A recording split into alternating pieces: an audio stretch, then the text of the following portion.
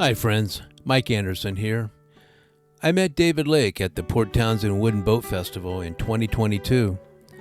Upon first sight of those kayaks, I was mesmerized by the stunning inlays and the magnificent hues of the woods used in them. I approached him about doing a piece that illustrates his process, resulting in the movie that you're watching now. Follow along as he takes us on his detailed journey through the build, beginning in the shop and ending on the water.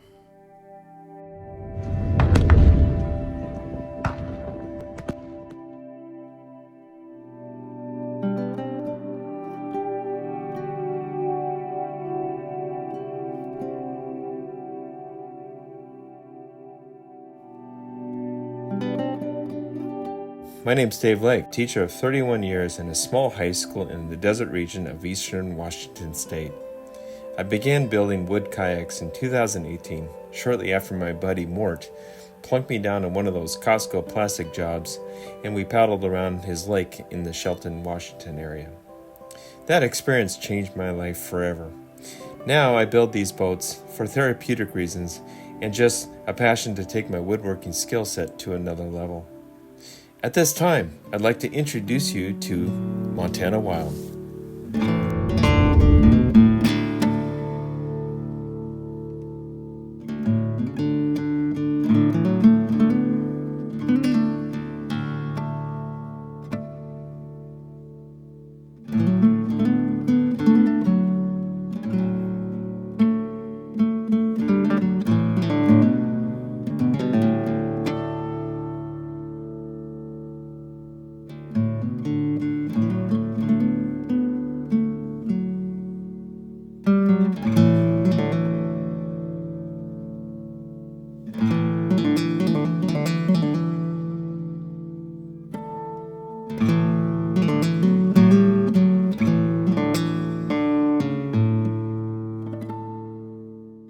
To get this new kayak started, I begin by setting up all the cross-sectional forms or stations and U-shaped spacer blocks on a 2x4 aluminum strongback.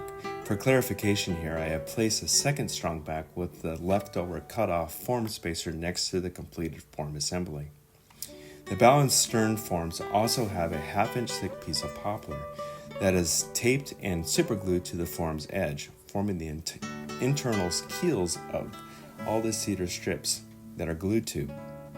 For this kayak, which is 17 feet, the strongback measures 15 feet long, and the bow and stern forms are notched, slid into the ends of the strongback, which then provide the additional 12 inches at both ends. They are then cross-bolted, and a little hot melt glue keeps them rigid and in place. The large timber you see in the foreground atop my sawhorses serves as a temporary workbench for planing cedar strips or making scarf joints to make strips longer. Between stations 9 and 10, the U-shaped form spacers allow for two wedges that ultimately apply pressure at both directions over the entire form assembly. It is also the location of the cockpit opening, where all the interlacing pull strings will be terminated, allowing for easy disassembly of the deck and hull. At each station, with the exception of 0.5 and 16.5, there are 2-inch C-clamps that hold a custom U-shaped bracket made of plywood, quarter-inch plywood. These are the locations precisely at the midline seam of the kayak, the starting point of the first strips of the kayak build. As I approach the stern of the form assembly, you will also see that the poplar strips are glued to the form with yellow tape, and how they are beveled on both sides using a block plane to accommodate the cedar strips, providing a smooth, gluable surface. Rounding the end of the form assembly, I have positioned a starting cedar strip at the perimeter plywood brackets. These brackets provide a friction fit to the cedar pressed up against all the forms. The strips are not stapled or glued to the forms at all, and that will be true for the entirety of the build. The entire form assembly sits on two sawhorses with a rigid plywood vertical coupler interface and clamped securely in place. There is absolutely no wobble or wiggle in the entire structure. You will also notice that all the stations are not solid. typical in most boat building or kayak building, but are all hollowed out to allow for my method of construction using a network of strings and temporary pole blocks glued to the inside of the boat to keep all the cedar strips adhered to the curvature of the kayak forms. The chrome eyelets seen running along the plywood strongback spacers are for the network of pole strings as described earlier.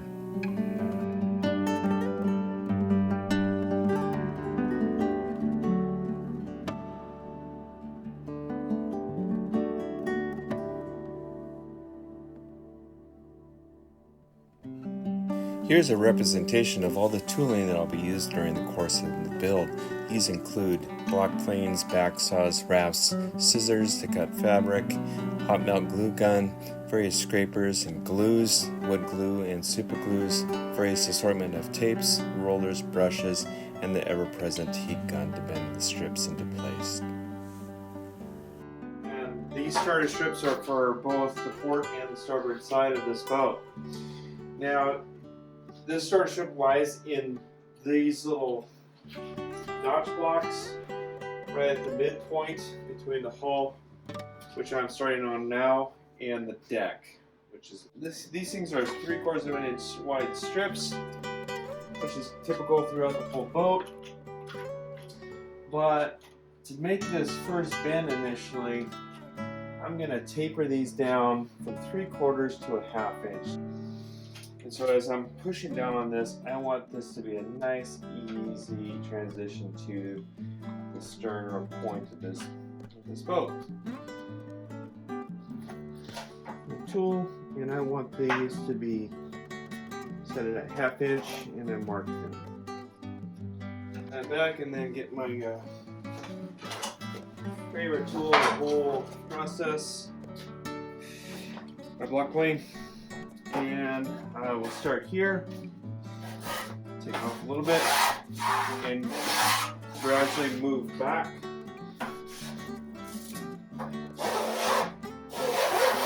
Goes through the Christmas tree.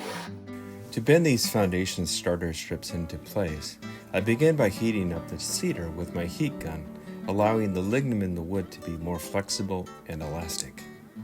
As I move the heat gun over this 3-foot section of the strip, I apply downward pressure to ultimately create a nice gentle curve in the wood, which terminates at the tip of the boat. Done some preliminary beveling of the 2 starter strips, both the starboard and the port side. As they bend up to the very point, the end of the boat, really you can see that they are not touching one another, which is no big deal because these will ultimately be, this point will be shaved down for the final keel strip that will be applied late in the boat build. Using the nail gun here just to hold them in place. And this will, you won't see these nails ultimately, and then I tape them off just for securing them so they don't move on me. Point, I'm using following a heat gun to do the preliminary bending at the bow and doing some more precise beveling with my back saw to get these 2 pieces to line up as best as I possibly can. But again, the joint here isn't critical because this will all be shaved down for the final keel strip. Here again, I'm using some of my planes to make those bevels. Don't have sticks long enough to go the full length, so I will do some scarf joint, ripping some Paduke on the table saw here, give me some skinnier strips. Again, give me some contrast of color. It's just a nice little detail. I use this this clamp to help hold the piece because at this point I'm going to incorporate the heat into the wood to make these transitions a little bit smoother and the curve. When I get a break in the action, I'm waiting for glue to dry. I'll transition to filling in the little corner joints or the corner spaces at the bow end or the stern. And this is actually a very fun process. Here's the process of filling in those little corners at the bow and or the stern.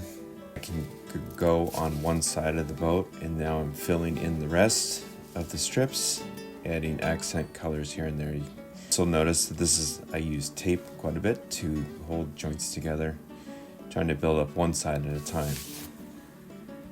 Again, as I'm waiting for other glue portions to dry, my impatience will kick in, so I can't help but get my sander and sand down to see what the end result will be.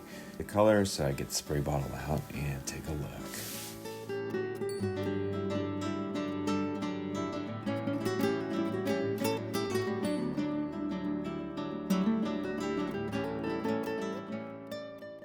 Here I'm taking my little Japanese saw and sawing up to this little block that I've glued to the form internally. This will give me an idea exactly the center of the boat. At this point, I've clamped on a straight edge, and I'm using a router with a flush trim bit to ultimately router that whole straight line down the center of the boat.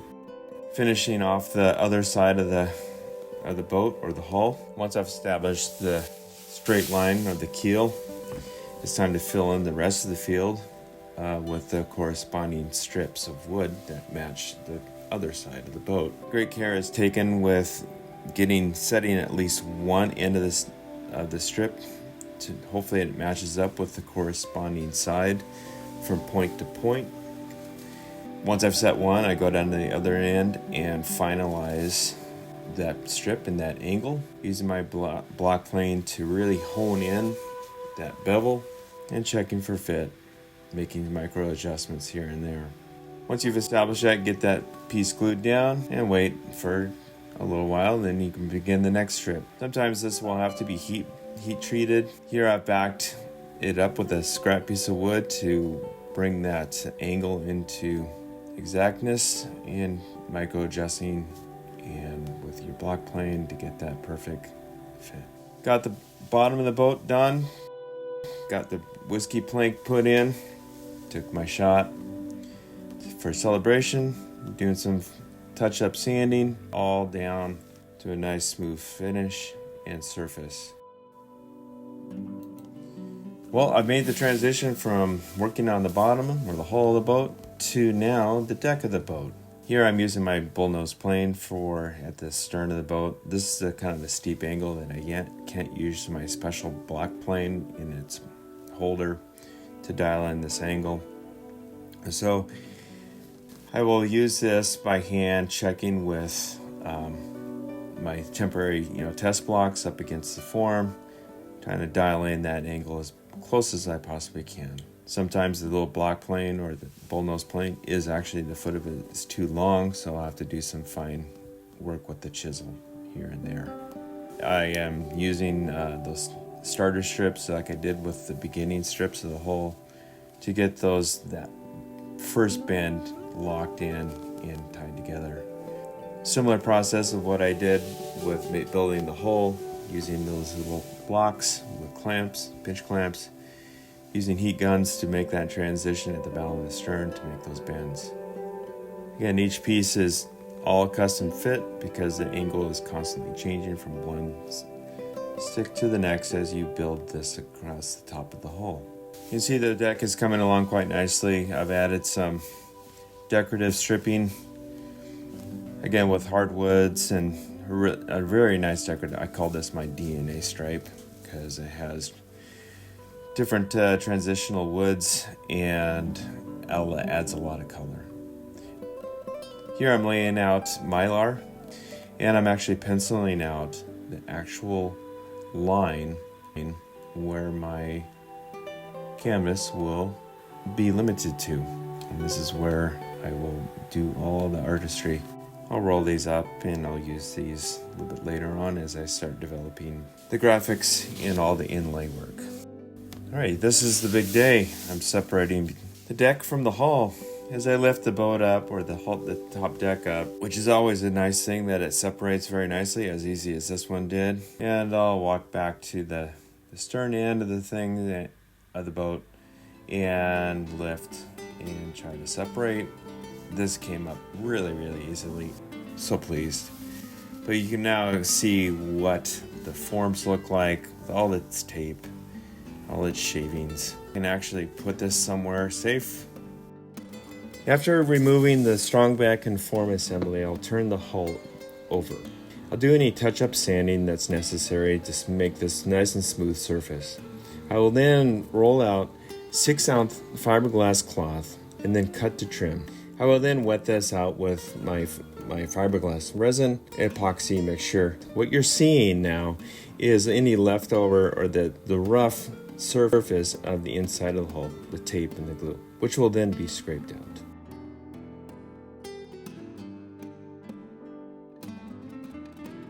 Here I'm laying out the first preliminary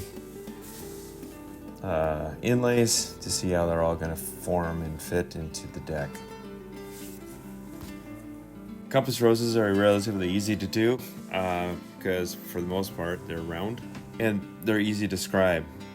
Here I've taken my blue X-Acto type blade, and as I tape this to the deck, painstakingly score this around in between tape locations, and once I've scored that into the deck, I use about start with an 1/8 inch Dremel end mill on a small base that allows me to curve around the deck and the curvature of the boat. A lot of time and care is taken to route this out. Once I've done the perimeter of that, then I chuck up a 1/2 inch end mill in a larger router base and take out the field. I'm using a thick set super glue that is instant dry. It gives me some open time to lay those inlays down over the curvature of the boat. In this case, when I started this one, I started putting pressure in the center of the inlay and then worked my way down the sides of the boat. The end result is pretty spectacular.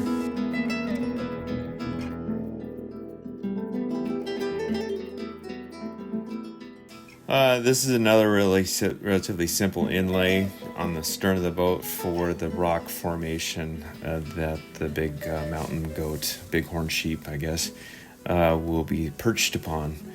Again, using my Dremel router with an 1/8 inch bit, and there's a pretty significant curve in the deck, so this router is relatively small to allow me to create a constant depth all the way down. Make sure you don't drink a lot of coffee before doing those long straight lines. I've done several inlays at this point. Here is the process that I go through to making the creatures and the birds and the trees and all that kind of stuff. I make these inlays slightly oversized in this case, so I know I have some wiggle room to trim. These end up being about a 1/16 of an inch thick, and there's a lot of super glue involved and layout and choices of wood and color. Once I get that, in this case, the owl in place, it's we check for fit and gluing and then sanding, and boy, the end result is usually pretty spectacular.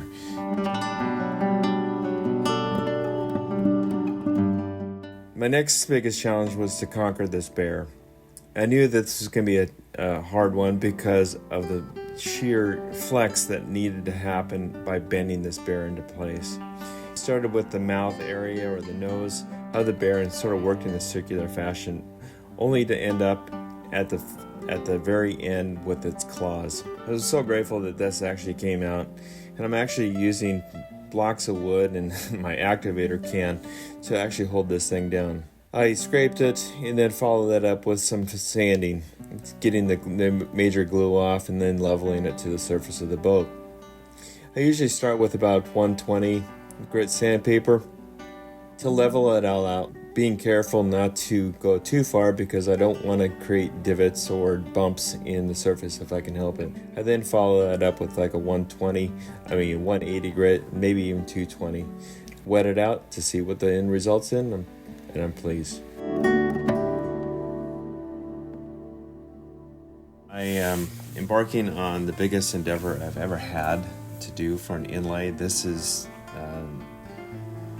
the coming together of the Golden Eagle. This is pretty ambitious. I've never done anything this large before, and it ended up being like 160 pieces.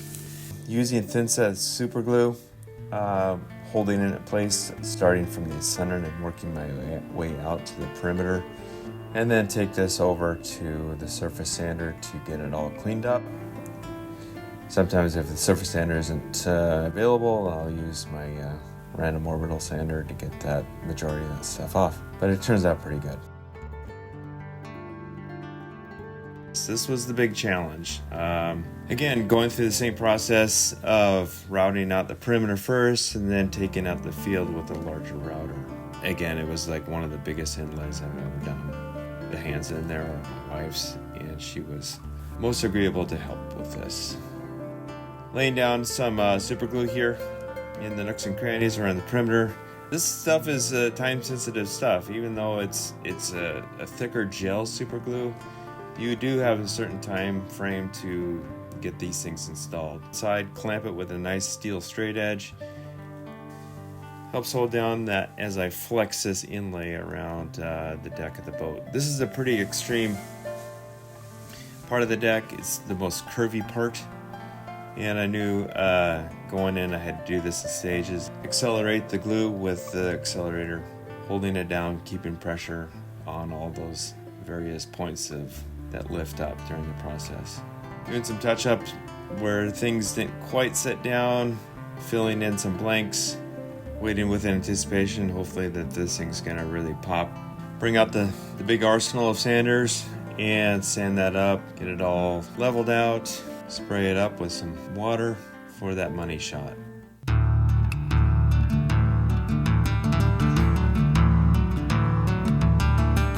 What really gets kind of tricky is when, like for instance, this branch structure is actually made up of four different pieces, and laying that out on the deck is as simple and mundane as this little inlay is. It took quite a long time to actually score the deck and route this because of all of the nooks and crannies of that inlay. Here's a close-up of the formation and the gluing together of my Bohemian waxwing. Again, a bird that would be commonly found in the Montana region.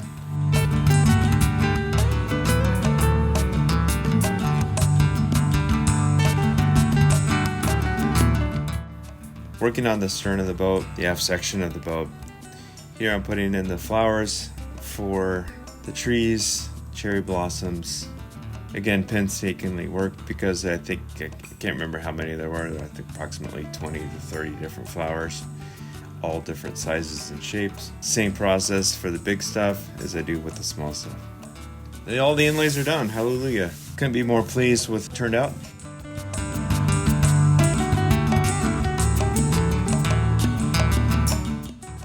And now I'm doing the final sanding up to about 180 grit of the deck, getting it ready for its first fiberglass treatment. This is the final installation I've cut of the cockpit coaming and surround. I've cut the opening after all the inlay work is done, and this method is using little pieces of wood that basically go around the inside of the cockpit opening.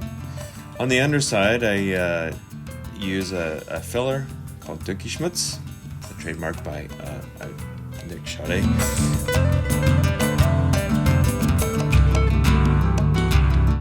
Lay out my glass in one long piece, and I use a roller to fiberglass all that in to wet it out.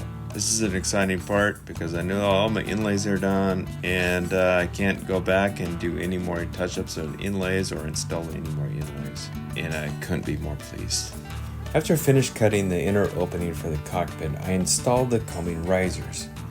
Being a little bit more extravagant than usual, I went with African Padauk with pinstripes of maple. Each piece is meticulously hand beveled and secured in place with both hot melt and wood glues. After this is all completed, I then sand and level the inside and the outside of these risers with my orbital sander. I then mask off the outside of the combing in preparation for a 1/2-inch fillet, then apply some bridging fiberglass for additional reinforcement. After a day or so of curing, a multi-strip combing lip is bent around the majority of the combing risers. The remaining nose piece is applied afterwards. This nose piece has a much tighter radius, and I have to cut a very steep angle on the already installed combing lip to receive the additional strips of the nose piece. After some additional prep work and some pre-bending of these strips, I will coat the nosing strips with epoxy resin in an attempt to clamp them into place. Some temporary blocks are placed under these strips to help maintain proper spacing to match the existing coaming already installed. Another pair of hands would have been welcome here, as the strips can be quite slippery, but persistence ultimately paid off. Once the entire coaming lip is glued, the tops of the padauk and maple risers are cut and sanded flush with the coaming lip.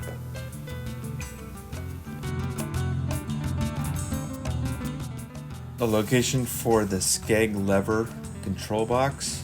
I take my plunge router and actually route using this pattern that I've created that will be the exact opening for the skeg box that milled out on my CNC.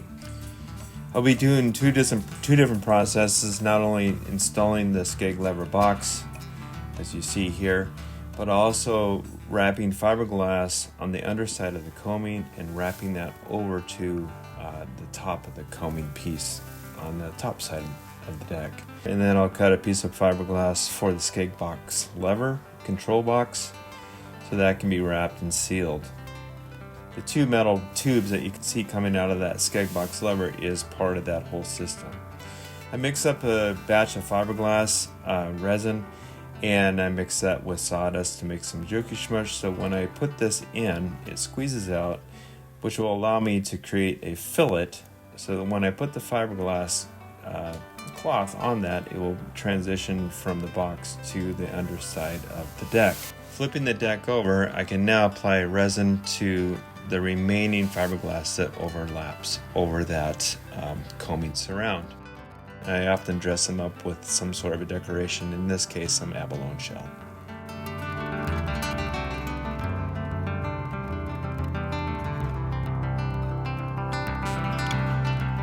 To describe the corners on the deck, I will actually use a compass rose that I had done earlier because I really like the radius.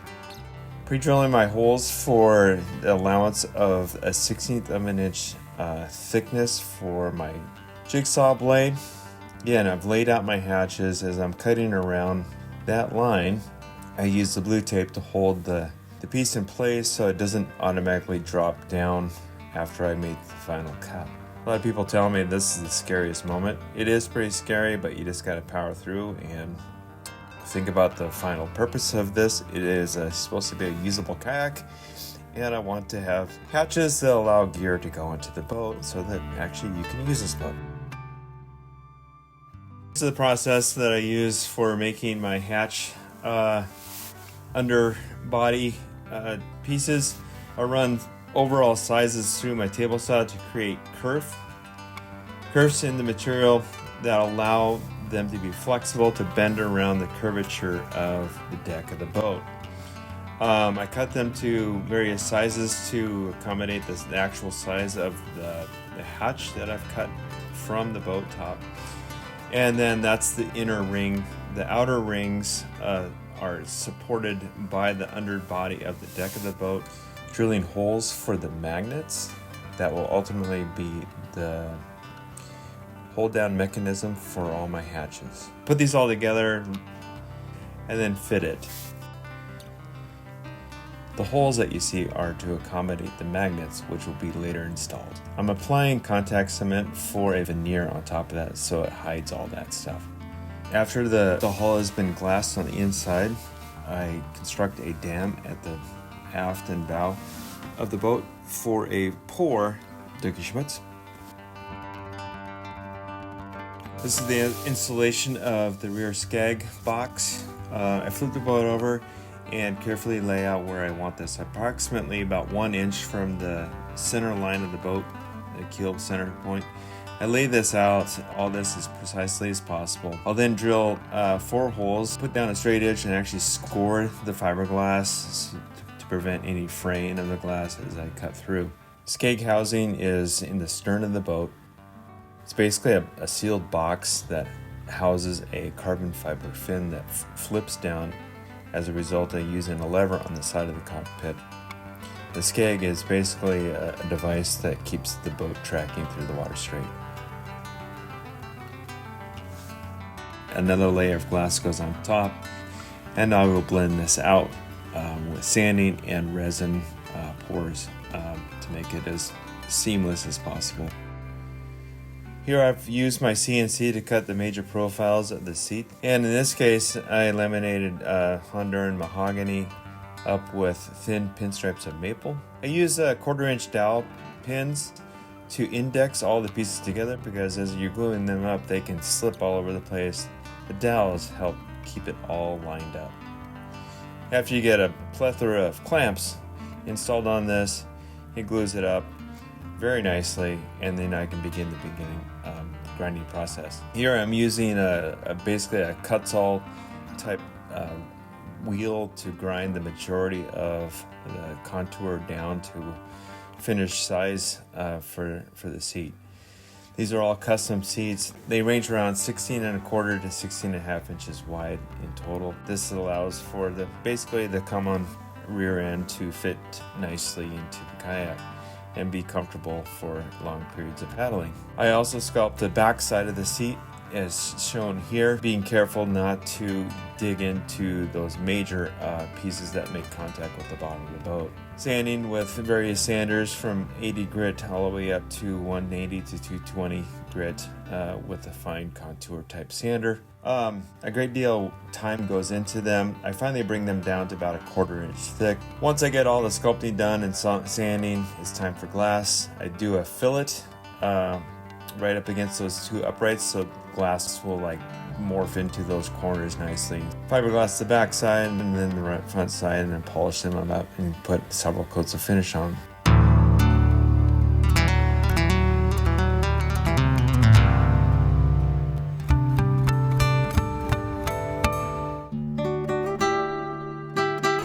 This is the first time building a wooden backrest instead of using a store-bought padded back support.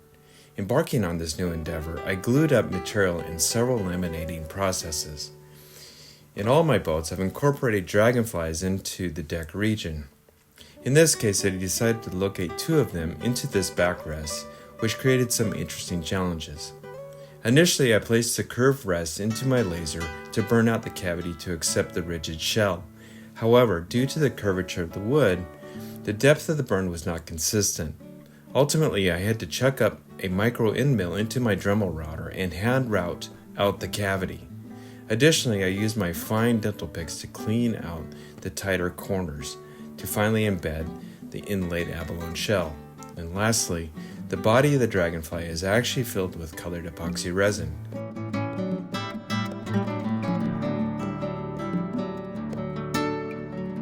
There are 2 robins on the cheek supports for the backrest.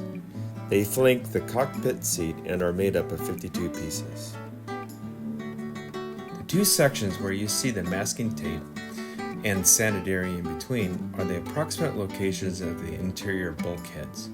These areas where varnish has already been applied are rough sanded to accept additional fiberglass cloth and resin, assuring good adhesion between the bulkheads and the interior shell of the boat. I do the same prep work for the underside of the deck. Once the 2 halves are placed on top of one another, I wipe down all the surfaces with paint thinner, cleaning it for good tape adhesion of the strapping stage. The halves are then strapped, clamped, and taped together at intervals of 6 to 8 inches apart, being mindful of the flushness along the entire seam. After taping, 3-inch wide fiberglass tape is saturated with resin and rolled out into the interior of the boat, bridging the seam of the 2 halves of the entire length of the kayak. After the deck and the hull have been married together, I take my belt sander and sand down a flattened surface at the bow and the stern to accommodate the decorative strips for the outer keels. Each lamination is approximately 7 to 9 strips of hardwoods, which are then glued with epoxy, taped into place, and cured for a minimum of 12 hours. The keels are then sculpted and blended into the natural curvature of the hull, which are then covered with 2 layers of fiberglass and blended out with resin. The end is near. I am now applying the first coats of finish on the hull. I brush on a marine grade varnish with a foam brush, working in small sections at a time, alternating from side to side and always maintaining a wet edge. I'll be applying 3 to 4 coats of finish on the hull and 4 to 5 coats on the deck, the beauty side of things. Since I live in a desert, I can typically recoat in about an hour depending on the heat and humidity. After the varnish has had a good chance to cure, approximately a week or so, I will level out the surface with a series of sandpapers up to 1500 grit. I will then spray on several coats of automotive clear coat for additional protection and luster. The finish will also be leveled, sanded to 3000 grit, buffed, and finally polished. The end result is spectacular. Finally, I'd love to give special thanks out to the following people. Joe Euro, guitar master and our hero. Collectively, both Mike and I agreed that we needed your guitar mastery to be the undercurrent of this production. We are so grateful that you ultimately agreed to be part of this team. Your music is truly wonderful. Paul Reese of Reese Creative. Thank you so much, Paul, for your terrific motion animated graphics in describing the function of the skeg deployment mechanism. Kim Fetro, for photographing nearly 1,000 shots of this kayak. I am truly honored that you decided to help me with this particular boat and all the other projects in the years prior. You know how to capture the true color and essence of my work. Thank you, Kim. To Nick Schad of Guillemot Kayaks. Thank you, Nick, for your incredible kayak designs, your written literature, and your video series, and of course, your complete dedication for this craft. You are a constant inspiration for me and the work that I do. Thanks, Nick. Larry Cheek from Woodenboat Magazine. Thank you, Larry, for your inspiration to up my game in both improving my craft, general intellect, and for seeking me out of the crowd to compose such an outstanding feature in Woodenboat Magazine.